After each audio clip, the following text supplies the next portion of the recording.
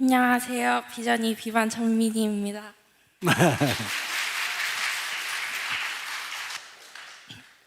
저는 항상 같은 자리에서 저를 기다리시고 만나주시는 하나님을 자랑하려고 합니다. 하나님께서는 저를 초등학교 2학년 때 만나주셨습니다. 한국에서 다니던 교회에서 초등부 1일 수련회가 있었는데 그때 만나주셨습니다. 저는 친구들과 재미있게 시간을 보내려는 마음으로 아무 생각 없이 신청했습니다. 그리고 그 당시 초등부를 아빠가 담당하고 있어서 당연히 참석했습니다.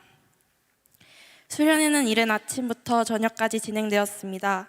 친구들과 노는 건 줄 알고 참석했는데 제 생각과는 많이 달랐습니다. 하나님이 어떤 분이신지, 나를 얼마나 사랑하시는지, 또 그 사랑 때문에 예수님을 보내주시고 성령님을 보내주신 것을 배우고 공부했습니다. 예상과는 달랐지만 친구들과 즐거운 시간을 보냈습니다. 마지막 시간이 되었을 때 하나님을 만나기 위한 기도하는 시간을 가졌습니다. 기도를 하면서 예수님이 나의 죄 때문에 십자가에서 돌아가신 것이 너무 죄송하고 또 한편으로는 감사하다는 생각이 들었습니다. 계속 울며 기도하다 하나님께서는 살아계시고 나와 함께 계심을 확신하게 되었습니다. 그렇게 하나님은 저를 만나주셨습니다. 그 이후로 하나님이 제 곁에 항상 계시는 것을 의심하지 않고 지냈습니다. 2017년 저희 가족은 부모님의 선교 사역으로 인해 미얀마로 가게 되었습니다. 처음 미얀마에 도착했을 때 적응하는 것이 힘들었습니다. 외국에서 사는 것이 처음이고 언어도 모르고 영어도 못하고 처음 보는 외국인 친구들과 학교에서 지내는 것이 사실 너무 버거웠습니다. 저도 저 나름대로 적응하고 익숙해지느라 힘든 시간들을 보냈습니다. 매일 저녁마다 가정 예배를 드리고 아침마다 등교하기 전에 성경도 읽고 기도하며 하나님과의 관계는 겨우 유지했지만 하나님을 간절히 찾고 예배하지는 못했던 것 같습니다. 주일에 스텝 언니들하고 함께 주일 예배를 드렸는데 알아듣지 못하는 미얀마어로 설교를 듣고 찬양하며 예배했지만 마음이 아닌 형식적으로 예배를 드렸습니다. 그러다 보니 자연스럽게 하나님이 내 곁에 함께 계시는 것을 알았지만 가슴으로 느끼고 경험하지는 못했고 하나님을 간절히 찾는 시간이 점점 줄어들었습니다. 그렇게 6년을 미얀마에서 지냈습니다. 코로나와 쿠데타로 인해 학교는 온라인으로 수업을 했습니다. 아침 9시부터 오후 4시까지 온라인으로 수업하고 과외하고 저녁 먹고 산책하는 일상이 반복되었습니다. 그러다가 정전이 8시간 이상씩 되면서 온라인 수업을 받기도 어려웠고 쿠데타 기간 중에 우리미방 창문으로 군인들이 총을 쏘아 창문이 깨지면서 우리미와 제가 많이 놀랬던 적이 있습니다. 그 일로 인해 부모님은 저와 제 동생에게 미얀마가 아닌 다른 나라로 학교를 옮기는 것이 어떻겠냐고 말씀하셨습니다. 그곳이 바로 치앙마이였습니다.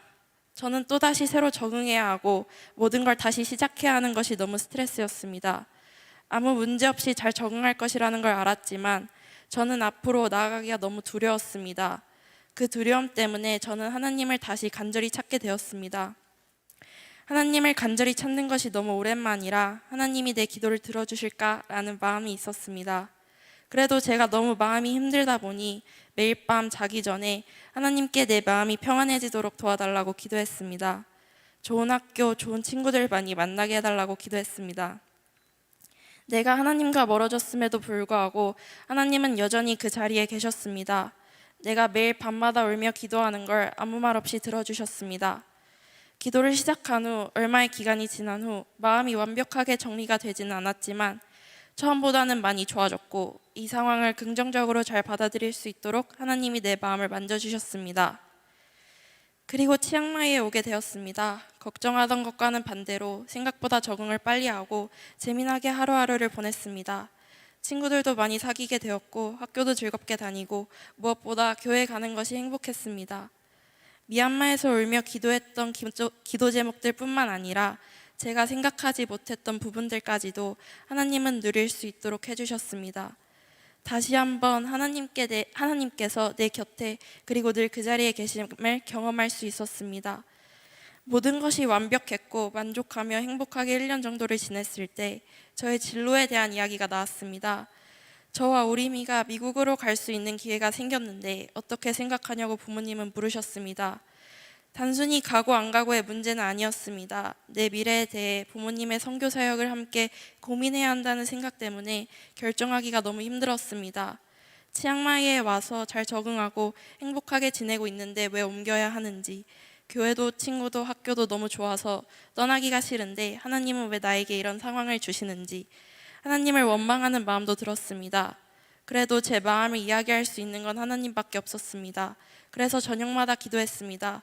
가고 싶지 않다고, 여기가 좋다고, 새로운 곳으로 가는 건 너무 힘들고 두렵다고 그렇게 기도했습니다. 하나님은 아무 반응이 없으셨습니다.